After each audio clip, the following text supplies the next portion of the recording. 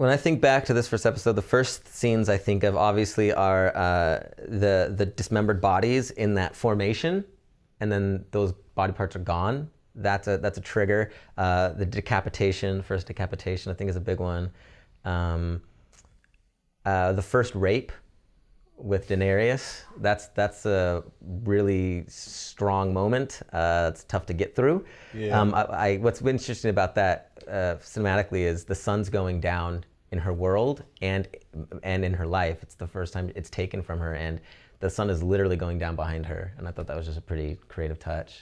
The scene of, to be honest, any scene with Daenerys, but particularly the one where she's like going inside the boiling water pool. Oh yeah. I feel like that one just had so much to say about it. About her. About just her character in general, just from that little scene. Yeah. You know? And again, her performance was amazing for that, but it certainly showed what I said again. I love her strength through adversity type of thing. The Dothraki wedding. Yeah. People getting killed. Yeah. Ned deciding whether or not to take the job. And the ending. I mean, that's a great ending. The Dothraki wedding was because so funny, it sets up the two gigantic pieces of information are given to you right at the end. There's an incestuous relationship, the queen and her twin brother, and they've pushed the youngest son of their house guests out of the window. Second youngest. Thank you. Second youngest out of the house guest, out of the window, potentially killing him. So that's a big one. Yeah. And I remember going back and pausing on the White Walkers because you thought that they were people at the beginning. Right. The real distinction is the ice blue eyes. But if not, you just thought that these were people living in the woods, and the eyes are the only thing that cue you that they're like alien or something else. Because when he mentions them as White Walkers, you don't know that they're not just people. You know, right. So but if it wasn't for the eyes, you might not even know that at all. Isn't their skin like very much so pale, frostbitten? I thought that they like made a point to show that their skin. It gets to that point over time. Yeah, it gets to that point. They show. I don't know if it was shown like that in the first episode. Was it? Not too bad. No, they don't show them as much detail. They're in a lot of shadows and stuff. You don't see them like as clearly as you see the Night King in later seasons. But yeah, that's it. Those are the three. I feel as though the editing in this one was so seamless to the point where nothing seemed to hang on for too long. If anything, because of the beauty of this world, I feel like they should have held on a little longer, just because every scene was just set up so beautifully. All the snow scenes, even the terrifying ones, the forests, the misty sort of plain that they were on in the hills. You know, I feel like I actually kind of want to see a little more. But the editing done in this was very, very seamless to me, and I don't think that they had any moments where they were holding on for too long. I don't know if that's what you guys saw, but I definitely felt as though there's a flow that carried me throughout the entire thing. What do you think? I don't think nothing stands out as them really having too long of a scene. It was pretty long when the king came in with everybody and the greeting, and then the banquet scene with them all having dinner and the scene outside was. But I don't know if I'd criticize it as being too long. I don't know if I would really. Again, Catelyn shooting daggers at Jon Snow at the end of that scene was just a little bit like, what the hell is going on there? But I understand why they did it. They needed to establish that Jon is not like the others, their other children. Yeah. But I can't think of one that actually went on too long. Yeah, no, I don't think there's a scene that was that dragged or wore me out. Yeah, it all seems to flow very well. One of the biggest questions. Biggest questions. And I'm trying to speak like in the sense that I'm first watching this because I've already seen the entire thing, so it's hard for me to just form those questions again. But a question that I did have was, man, I'm trying to think. I have a lot of questions to be honest. What's a White Walker? What's a White Walker? That's a good one. What's a White Walker? Are they human beings? Is that kid Where dead? did they come from? How come no one knows that they're back? What do you mean thousands of years ago they were dead? How did that happen? What's a wildling? Yeah. What's the Night's Watch? Yeah. I will say one thing that did make me think though was when he pushed that kid off of the balcony. My first initial thought was, you're pretty close with his family. They're gonna know you did something like that. You know, I feel like that was something that I was kind of like, was that really the best decision for him to make right there? But yeah, I mean that was something that just bewildered me when I first watched it though. I think they do a really good job with modernizing the language because it's so it's such a specific time period, right? But we understand things, and they talk with vernacular that blends really well.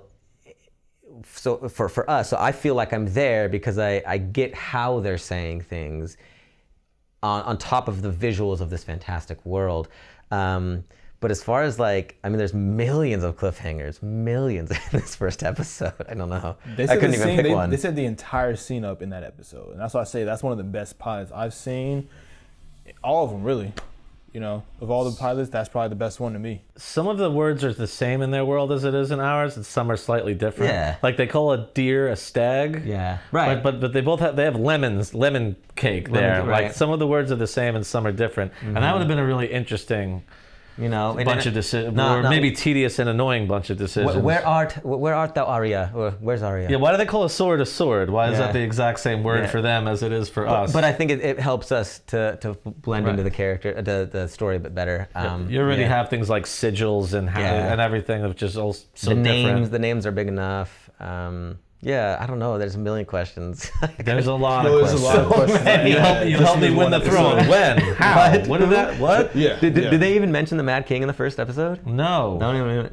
He said you helped me win the throne to help me keep the damn thing. But there's no talk of how that happened. Yeah. And I kill him every night in my dreams when the king says that. Like, what are you talking about?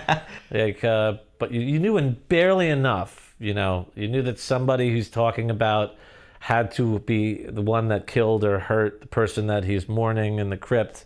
But there's just... They have to have those questions, though. Otherwise, if we had the answer so soon, it's just like, what's the point? So exactly. The reason there are so many questions is so that we will continue. Right. You have to meter out just enough information to the audience where they're not so confused that it's distracting and you can't enjoy the story. Yeah. But they have to keep a bunch of mysteries. They built tension from the very beginning of the episode.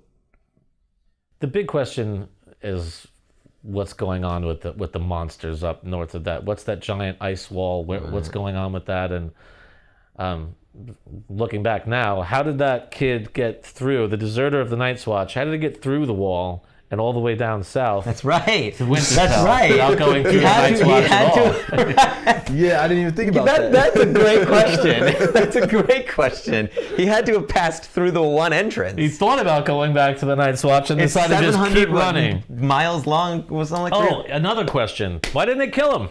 He saw the White Walkers. They can obviously outrun him, everybody. And the kid fell to his knees staring at them, and I thought he was dead. I thought the fade out. I thought the fade to black was his death. I thought he was you're dead. right. And then later on, seasons later, Sam is out there and sees the White Walkers passing him, the army, like in the end of season, I think 2 or maybe 3, and there's a close-up of White Walker's face, right? And Sam is right there with the army of the dead, and I was like, they must have killed Sam. Nope. They just leave it. It's like they always leave one behind to tell the tale or something like that. I don't know.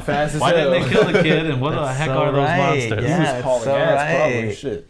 Yeah. And why is Catelyn Stark still mad at Jon Snow 17 years later? That bugs you. Get over it. Yeah, that's good. Yeah, that's good. Made me feel better about what happens to him.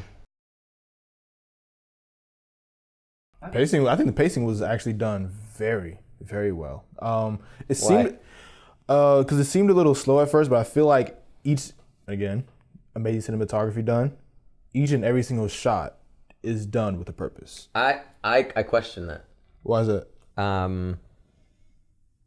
I think there was one, and this is the element that I didn't know if it was just for continuity or not. Like they needed this for continuity, but it's in the very beginning when the guy walks right up to the camera, he sinks down below it, and then we cut to him crawling up the mountain, and then we cut to the other reverse, and we see him climbing over the little snow hill, and then we see what he sees, right?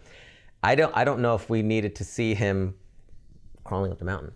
Like I'm being super nitpicky. Ooh, okay. But so, that's what I'm saying. Every frame, I was like, I don't know if we needed that. I mean, we definitely needed that because you're building up tension to this threat, this imminent threat that's throughout the entire thing. So I think that it's best Okay, to, good. especially with Yeah. something like, technically they're zombies, right? Technically. They're White Walkers. In a technical sense. So I think that if you're going to establish a sort of unique force, Yeah, I see. Okay, that it's works okay. for me. It's okay to be a little impressionistic with that works for me. your cinematography. There are so many dangerous things north of the wall, wherever they are, that he just had to sneak because anything that he finds could kill you. He went sneaking because he saw the smoke rising, right? There was like a campfire or something. Because I wasn't really clear what he saw that made him even get off his horse. There was a shot of whatever he was looking at, but I didn't see anything. And then later when he was crawling, I saw like smoke from like a campfire or something. Right. Okay. No, I think it was paced pretty well. By the time you got too much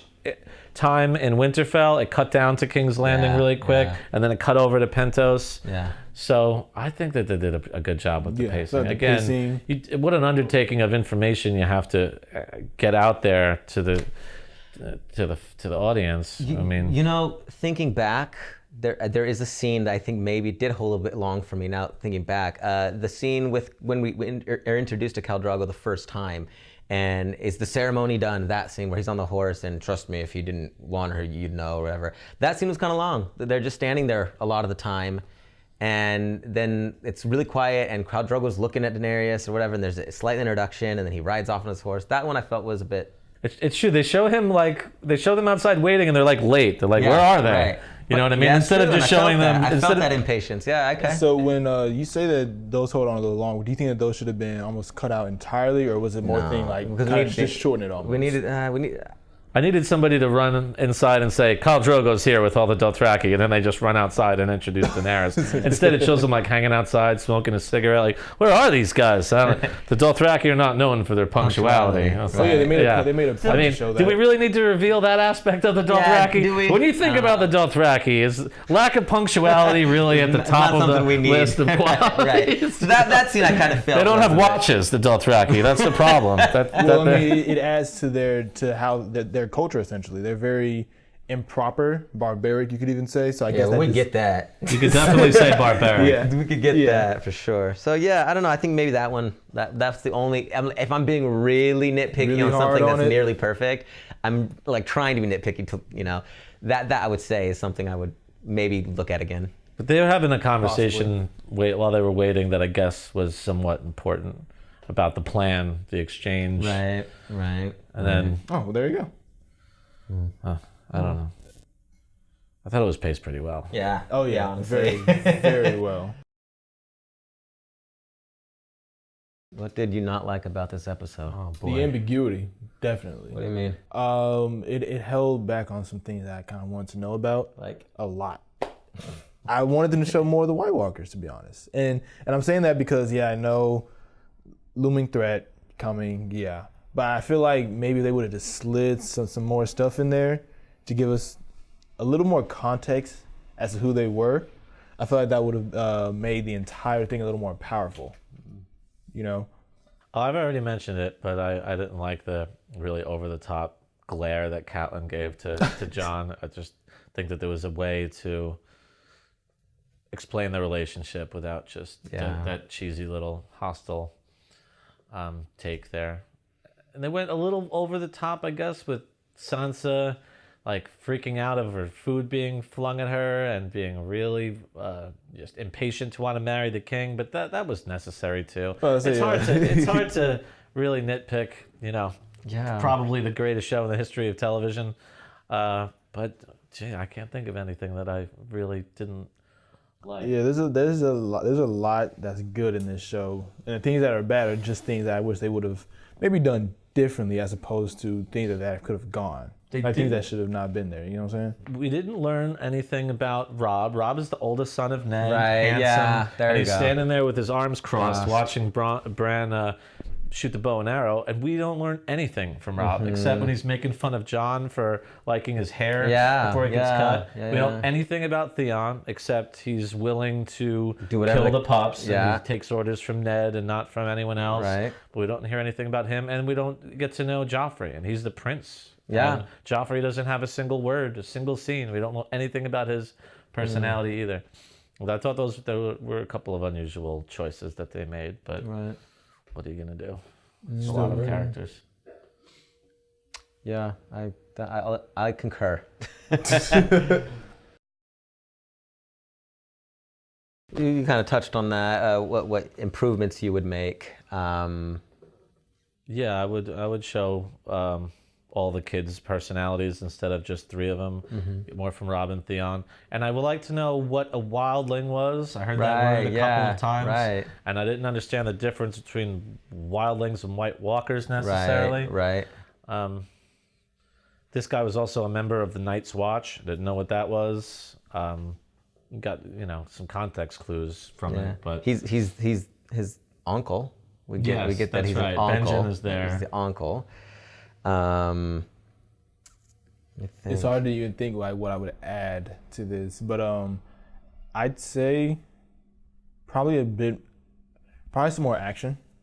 That's very vague, but I'm saying that because this first episode did at times feel like a drag, and that's probably one of the reasons why I thought the pacing was perfect. Pacing was perfect. I'm talking about in terms of because this has a lot of gut-wrenching action scenes in the entire series. Yeah. I feel like this first episode was a big departure from that. And I think that for that reason, somebody else, here's the thing, I love the fact that, I love the way they did everything, but somebody else could see this and think, they're talking the entire time. Is there going to be anything that really happens? I mean, there's obviously the big moments where they chop off the head, and then in the beginning the White Walkers killing the guys. Yeah. But I agree. I mean, aside from Arya throwing food at Sansa, there wasn't a lot of fist fighting. There wasn't much anything that was like, whoa, oh, okay. It seemed very. Again, it's a pilot, but I think that they could have maybe sprinkled a little bit of more action in there. I'll tell you one opportunity they could have. Khal Drogo. Oh yeah. Like if you would have had somebody get out of line at the wedding or accidentally that would have been knock awesome into Daenerys or something, and just have him like break someone's neck. You know how powerful he is, and he's just sitting there at the wedding, just watching everybody be violent, and he's just enjoying it. And then you see him, sort of rape his new bride Daenerys. But I wanted to see him flex his muscles as the alpha of this clan. I could have used one quick he could have just killed somebody in just like because we see two random guys do it. He could have been one to do it. He could have just go in there and just snatch somebody's neck with one hand. Somebody accidentally drunkenly falls back and spills wine all over Daenerys. That would have been amazing to see him kill them. Yeah, that would have been great. 2-second murder. Yeah. I think I would love to see Khal Drogo. And I don't think it works against them. I'm just saying that any just random person who's coming by to see something like this, they may be turned off by the fact that there's not much action in it in this first episode. Well, it's like the first wedding. Well, actually, there's been violence at every single wedding. Every wedding. Their weddings are not happy times. No. Their weddings are not positive. Nah. Yeah, I agree with you. I agree. What other ways to improve it? Improve the episode. I would have loved to have seen the wall, to get the scope of it, to see how massive the thing is. Because when we're in the woods with them, we see the woods and we're getting this beautiful scenery and whatnot. But to see the wall, instead of maybe the guy bending down on his knees and fading to black, having him run up to the wall and see this tiny little body and this massive thing. And then just the body getting smaller and smaller. I guess that's another purpose that the opening credits really serve. You know, you don't have to do these big, huge overhead shots of the wall because we're taking you through the map. Yeah. So when you see the wall in the opening credits, and then you do see it when the gate is going up at the very beginning, but I don't know if you see the real scope of it understand where we are on the map that we just saw. Yeah. See this little tiny figure running away and getting smaller and smaller against this white thing would have been amazing. I think I would have liked to see the scope of the wall a little more maybe. I think that they use, and I feel like a lot of movies don't do this correctly. I feel like they use the winter as a sort of symbolism for darkness almost. I feel like they do that so well with the way they use the fog, the darkness, the forest. I feel like that's just something that I just admire about the show. They have a great big exterior of the castle of Winterfell. Yeah. But I don't think they do one at Pentos. Do they show not big Pentos, no. Wherever they're shooting that one? Just the people Serbia dancing. Or Spain or wherever. Morocco, I think. Was it Morocco? Cameroon? Maybe. I don't know. Somewhere. Throw a dart at a map and there. I thought that was interesting when they did the exterior of King's Landing, not King's Landing, Winterfell. you saw a tiny little Winterfell and this wide, expansive world, and I think I would have liked to see Winterfell a bit bigger. And I know they cut into it and they do that. You see Winterfell, but again, being very nitpicky. Being very nitpicky. Oh yeah, I mean, I will say that there were moments where I was just watching because I remember I was editing a film one time and I was thinking about what does it take to edit a Game of Thrones episode, and I was watching in this first episode. There were moments where footsteps would be happening where no one's walking. Really? I didn't hear that. So it would be moments where like someone would be walking, they would stop, and you continue to hear the footsteps, and I was like, I didn't hear that. Really? Are you sure? It's very hard to. Well, there's a moment where like the horse was running, and I think the rhythm of the horse running got out of sync with the actual audio. Wow, I was just like, oh, I see it now.